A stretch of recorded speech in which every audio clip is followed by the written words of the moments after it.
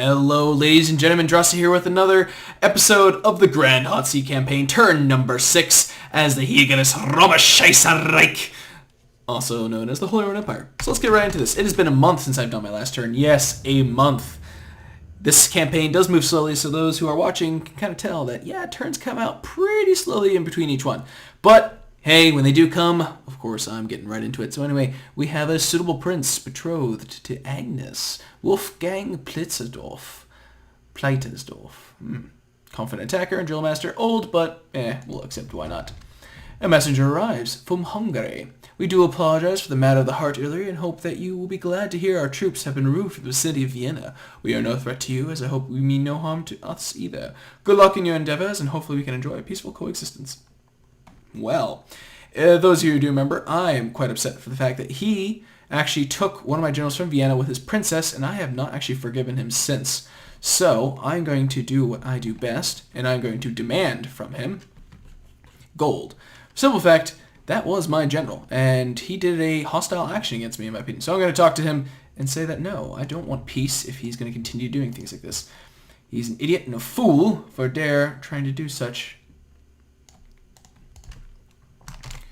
To the Lord of Hungary, there shall be no peace, and shall not look to you as friend. You have taken my general from my court in Vienna. Let's capitalize that. You have insulted me, and you have given me no diplomatic recourse. You insult more so with your message. I demand a coin pass of 2,000 coins for the payment of that, and for the transgression of marching those troops across my lands without permission. You have made no attempt for peace. You have made no attempt at diplomacy with me.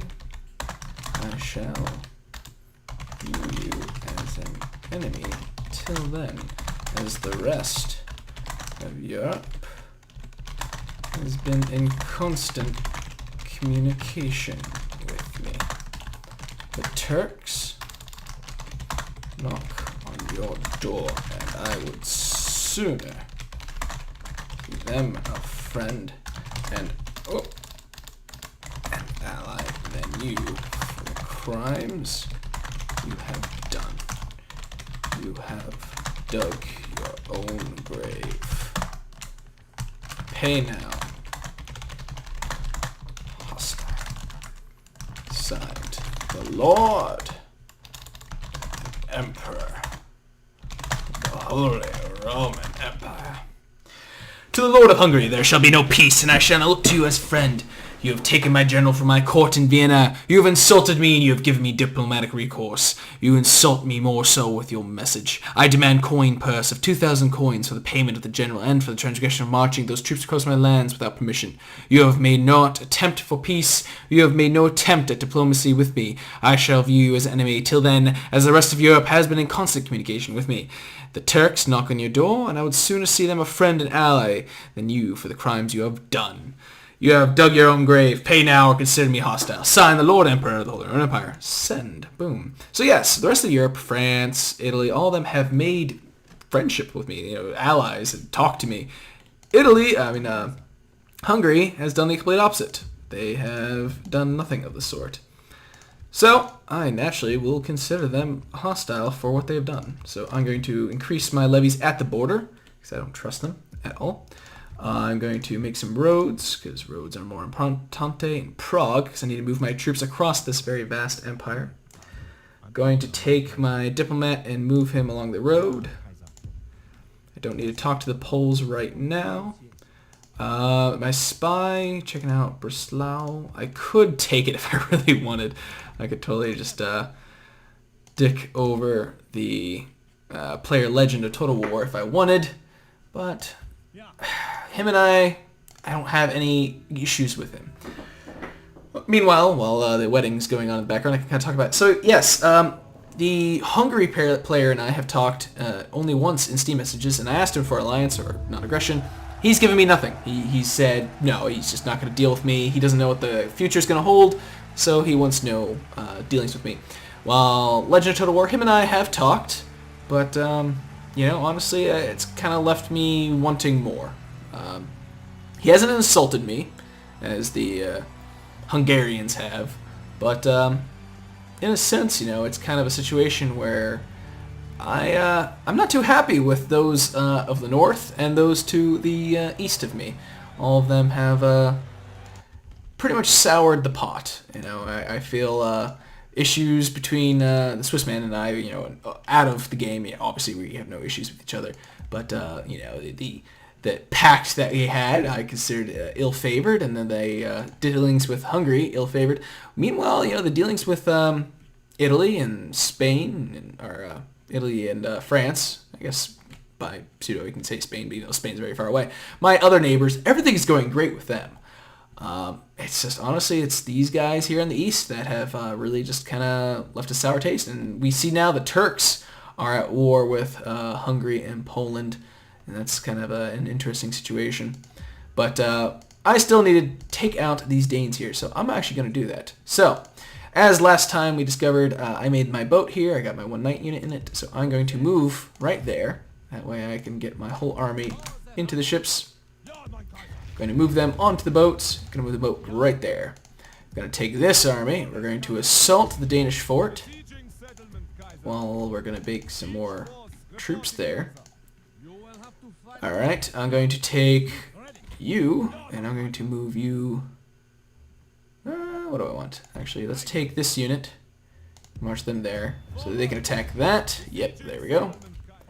Gonna take this unit and move them out to attack that. And then I'm going to take him, the Marcus, out and attack. And we're going to now pump the rest of the army into the army on land.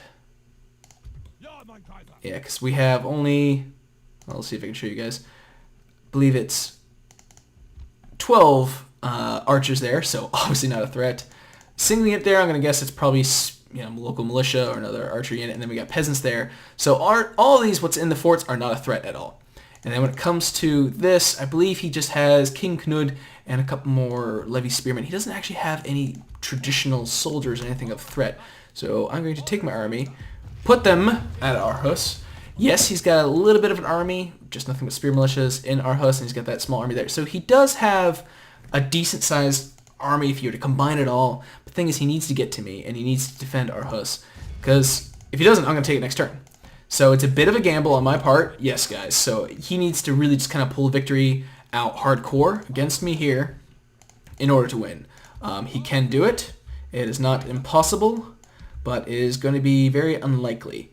But, hey, if he does do it, you know, good on him. He deserves that victory then. Then maybe peace talks might happen. So, Swiss man, if you're watching this, you probably are, and let's be honest, it's going to be like 3 months before we get to the next turn. Anyway, hey, you got my word on it. If you defeat that army, then hell, you deserve your life in Denmark, and maybe we can talk peace. But if you don't, obviously, well, I'm going to crush you.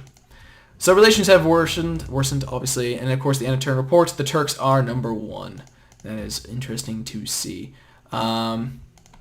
Interestingly, if we look at what's going on with Breslau, I could take my spy and infiltrate right now and try and take that one settlement from him.